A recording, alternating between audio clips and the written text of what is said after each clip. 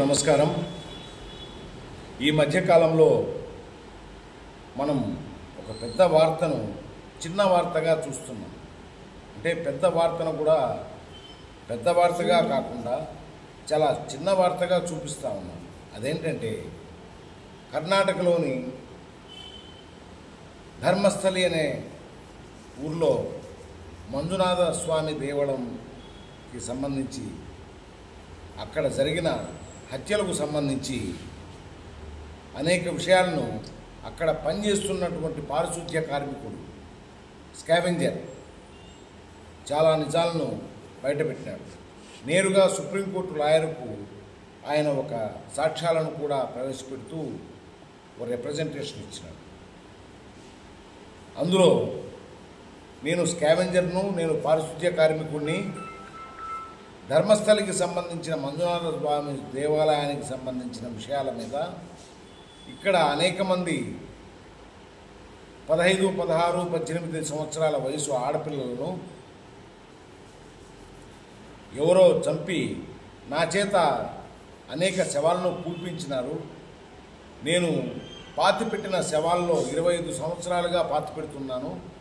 25 సంవత్సరాలుగా పాతిపెడుతున్న శవాలలో చిన్న వయసు కలిగిన ఆడపిల్లలు, యువత దీంట్లో ఎక్కువ మంది చనిపోయిన వాళ్ళు ఉన్నారు. ఈ విషయం మీద నేను పశ్చాత్తాపడుతున్నాను.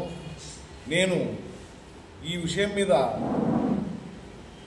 పశ్చాత్తాపడుతూ మిమ్మల్ని విచారణ కోసం కోరుతున్నాను. నేను దగ్గరుండి చూపిస్తాను అని చెప్పని ఆయన ధైర్యంగా చెప్పడం, అతను పశ్చాత్తాపడడం చాలా గొప్ప విషయం.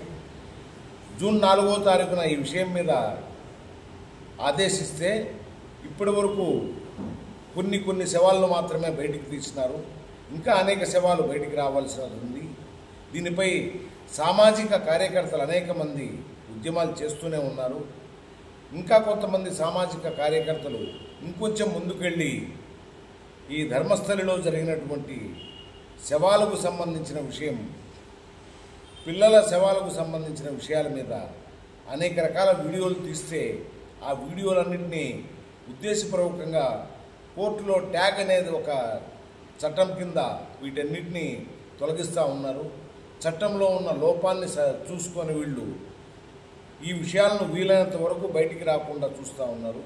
నిన్న మొన్న జరిగిన విషయాలు పత్రికల్లో రాకుండా ఇప్పటికే చాలామంది వాటిని కవర్ చేస్తూ ఉన్నారు. న్యూస్ ఏ రకంగా కవర్ చేస్తూ ఉన్నారు. అధికారులు, పొలిటీషియన్సు అందరికీ దీంట్లో సంబంధం ఉంది. కొంతమంది శవాలు తవ్వినప్పుడు స్కూలు పిల్లల యూనిఫామ్ కూడా ఉంది అని చెప్పినట్టే, అంటే ఎంత మైనర్ పిల్లలను కూడా ఈ హత్యాకాండలో చేసినారు. అన్ని శవాలు కూడా అత్యాచారం జరిపి ఆ తర్వాత హత్య చేసినట్టుగా అని చెప్పని ఆ స్కావెంజర్ చెప్పినాడు. ప్రత్యక్ష సాక్షి అతను ఒక్కడే. అతను ఇంకొక మాట చెప్పినాడు.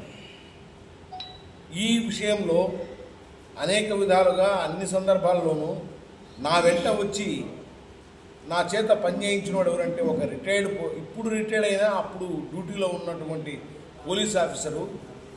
అతనిపై కూడా చర్యలు తీసుకోవాలని అతని పేరును ఓపెన్గా చెప్తే ఆ పేరును గోప్యంగా అధికారులు ఉంచడంలో విషయమేమో అర్థం కాలేదు.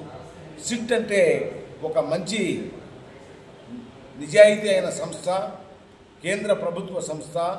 ఇది తప్పనిసరిగా నిజాయితీగా పనిచేస్తుందనే నమ్మకం ఉన్నట్లయితే సిబిఐ లాగా ఇది కూడా బాగా నిజాయితీగా పనిచేస్తుందని ఒక నమ్మకం ఉంది ప్రజలు.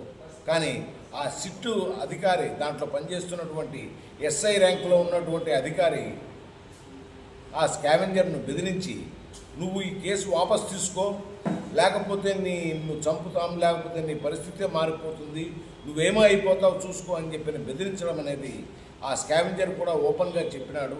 ఈ రకంగా నన్ను బెదిరిస్తున్నారని. ఈ విషయాలన్నింటిపైన కూలంకషంగా విచారణ జరపాలని కాంగ్రెస్ పార్టీగా మేము డిమాండ్ చేస్తూ ఉన్నాం.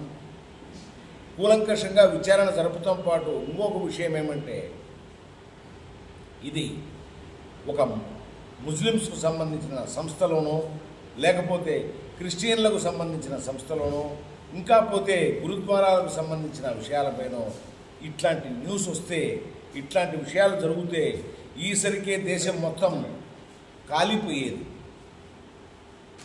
ఎట్లంటే అట్లా నాశనం అయిపోయేది. ముస్లిమ్సు, లేకపోతే క్రిస్టియన్లు, లేకపోతే పార్సీకులు, లేకపోతే సిక్కులు ఈ రకమైన పనికిమల్ల పని చేసినారని చెప్పి రకరకాలుగా షికారులై తిరిగి సోషల్ మీడియా కానీ అత్యద్భుతంగా దాన్ని భూతద్దంలో పెట్టి చూపించేవాళ్ళు. ఈ విషయాన్ని ఇంత చిన్నదిగా తీసివేయడానికి గల కారణమేమో ఇప్పటికే మాకు అర్థం కావడం లేదు. ఈ సిట్ విచారణతో పాటు సిట్ అధికారులు కూడా అవినీతికి పాల్పడుతున్నట్లు అందులో స్పష్టంగా అర్థమవుతున్న కారణంగా సిట్ అధికారులతో పాటు ఒక సుప్రీంకోర్టు జడ్జి స్థాయి అధికారిని దానిపైన విచారణకు సిట్తో పాటు ఆయన్ను కూడా నియమించాలని, ఒక సుప్రీంకోర్టు జడ్జి చేత నిష్పక్షపాతంగా విచారణ జరిపించాలని, ఈ కేసు మొత్తం పూర్వాపరాలు సమీక్షించాలని, దానికి సంబంధించిన హంతకులు కానీ లేకపోతే ఆ నేరస్తులు కానీ వాళ్ళు ఎంతటి స్థాయి వ్యక్తులైనా సరే ఈ విషయంపైన వాళ్ళపైన కఠినమైన చర్యలు తీసుకొని కఠినంగా శిక్షించాలని కాంగ్రెస్ పార్టీగా డిమాండ్ చేస్తూ ఉన్నాం. ఎన్నో విషయాలు మన ధర్మస్థలి సంఘటన మీద మన సర్దార్ గారు చెప్పారు. ముఖ్యంగా 2 అంశాల మీద నేను చెప్పాలనుకున్నాను. ఎన్నో ఏళ్ల నుంచి కర్ణాటక రాష్ట్రంలో బీజేపీ ప్రభుత్వం అధికారంలో ఉంది. వాళ్ళ అండదండలతోనే అక్కడ ఉండేటటువంటి పాలకవర్గం కానీ అక్కడ ఉండే ధర్మకర్త కానీ వాళ్ళ ప్రోద్బలంతో ఎన్ని చేసినారని మనం భావిస్తున్నాం. అలాగే ఈరోజు కూడా భారతదేశంలో కూటమి ప్రభుత్వం ఉంది, ఎన్డీఏ ప్రభుత్వం ఉంది. అందుకు అమిత్ షా గారు తగిన శ్రద్ధ వహించి దీని మీద లోతైన విచారణ జరిపించి జరిగిన బాధితులకు ఎవరు వాళ్ళు బాధితులు అనేది కూడా ఇంతవరకు స్పష్టంగా వెలికి రావడం లేదు. అక్కడ ఎవరో సోషల్ మీడియా వాళ్ళు కానీ లేదంటే సామాజిక కార్యకర్తలని అక్కడ వెళ్తే వాళ్ళ మీదుగా భౌతిక దాడులు, వాళ్ళ మీదుగా బెదిరింపులకు పాల్పడుతున్నారు. అక్కడ ఎటువంటి విచారణ చేయాలన్నా కూడా ఇవన్నీ ముందుకు రావడం లేదు. అందువలన కేంద్ర ప్రభుత్వం శ్రద్ధ వహించి ముఖ్యంగా అమిత్ షా గారు మోదీ గారు వాళ్ళు శ్రద్ధ వహించి కర్ణాటకలో జరిగినటువంటి ఆ సంఘటనను వెలుగులోకి తీసుకుని సదరు బాధితులకు వాళ్ళ కుటుంబాలకు న్యాయం జరిపించవలసిందిగా కాంగ్రెస్ పార్టీన మనం కోరుతున్నాము. లేదంటే ఇప్పుడు ఉన్నటువంటి కాంగ్రెస్ ప్రభుత్వం ద్వారా మేము పెద్ద ఎత్తున అక్కడికి వెళ్ళి మేము కాంగ్రెస్ పార్టీ ద్వారా ఆందోళన చేపడతామని తెలుపుతున్నాం.